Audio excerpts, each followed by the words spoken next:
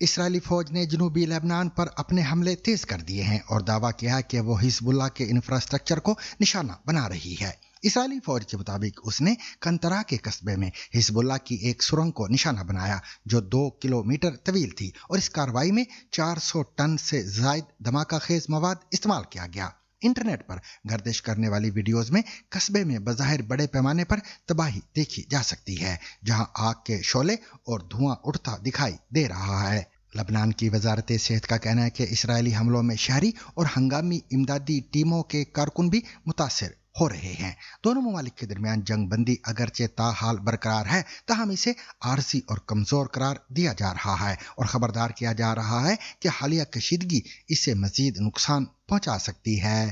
פוצצנו היום מנהרת טרור ענקית של חיזבאללה. אנחנו משמידים להם את תשתיות הטרור, אנחנו הורגים להם עשרות רבות של מחבלים, ועוד היד נטויה. אנחנו פועלים בתוך רצועת הביטחון, דרומית לליטנית, צפונית לליטנית, בבקה, בצפון לבנון.